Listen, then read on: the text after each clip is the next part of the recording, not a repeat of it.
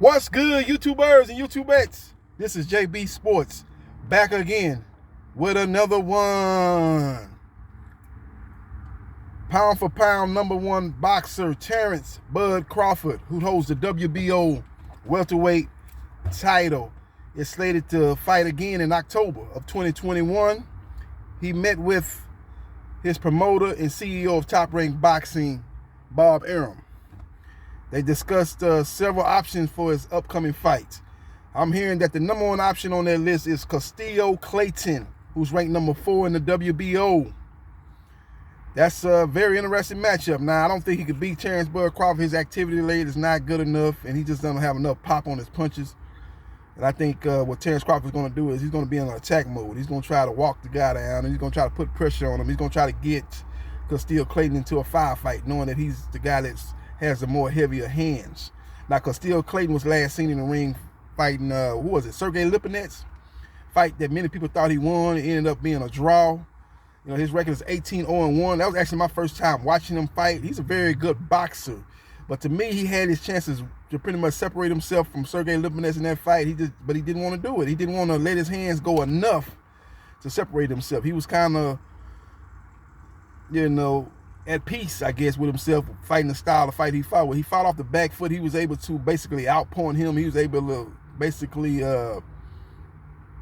get the more establishment of his style of fight in that fight. Put it to you like that. He was able to make Sergey Lipinets basically throw a lot of punches and miss a lot of punches. I bet he probably didn't land no more than 35% of his punches in that fight against Custio Clayton. Clayton's defense was superb. I just think he didn't let his hands go. That fight kind of reminded me of the Lara Canelo fight in that regard. Where Lara, if he would have let his hands go a little bit more, he probably would have won a more clear-cut decision. You had some people thought Canelo won, some people thought Lara won. I thought Lara won the fight 7 rounds to 5, but it was like a lot of swing rounds. It was like 2 or 3 swing rounds that would seem like that Lara was getting the better of Canelo, but like in the last 30, 35 seconds of that round, he was doing too much running, and Canelo was pressing the action. Even though he wasn't landing nothing significant, he was letting his hands go, and he was the aggressor in that fight. So he was able probably to win those swing rounds. That's how he was able to get the decision win over Lara, and that's how Sergey Lipinets was again able to get the draw against Custio Clayton. Custio Clayton showed that he was a superior boxer in that fight. He showed that he had the quicker hands and a superior boxing IQ, but he didn't let his hands go enough, and that cost him a decision win over Sergey Lipinets.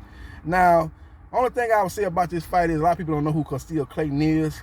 I'm thinking that his style is pretty much similar to a Ray Robinson style, but I think he's a little bit more precise, a little bit more accurate puncher than Ray Robinson, who does a lot of running. He does a lot of wasted movement, a lot of moving, and he doesn't land a lot of shots to compensate for all the movement he does.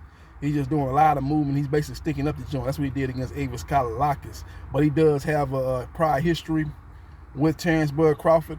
He gave Terrence Crawford a loss in the amateurs. So I would think that probably would be a more intriguing matchup as far as the backstory goes with Crawford and Ray Robinson. But Crawford, when talked about fighting Ray Robinson in the past, has showed no interest in fighting him. He don't think Ray Robinson is a top-tier welterweight, so he don't want to waste his time.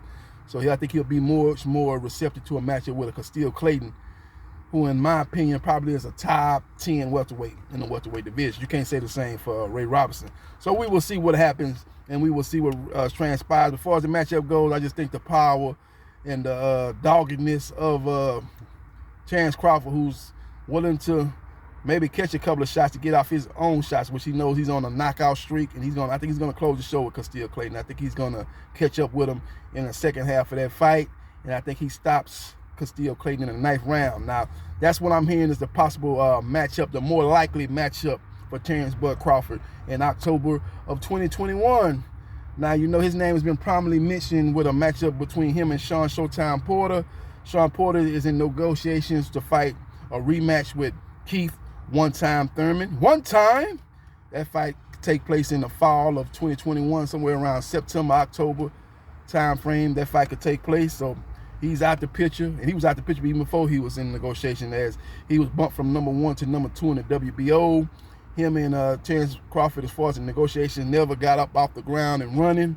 There was a lot of talking in the Twitter. There was a lot of talking in the media, but they never sat down and actually tried to negotiate a contract outside of his manager and father, Kenny Porter meeting with Bob Arum in Top Rank Boxing's corporate office, and basically Bob Arum told him, we're not trying to make that fight happen anytime soon.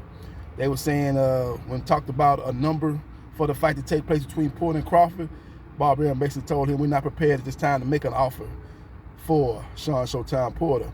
Then Kenny Porter pressed the issue and said, well, just give me an approximate what kind of money you're talking about if the fight could get made. He said, again, we're not prepared to offer Sean Showtime Porter offer anytime. I'm not make him an offer at this moment. So they pretty much let Kenny Porter know that they were not interested in the fight between his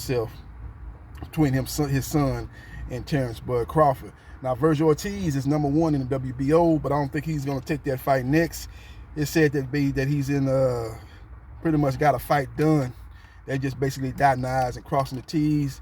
He's got a fight done with Igor Kavalauskas to take place August the 14th on the Zone. So he's out the picture. I think that fight could probably be made next if both guys are successful in their upcoming fights. So we will see what happens, and we will see what transpires. But that's the breaking news.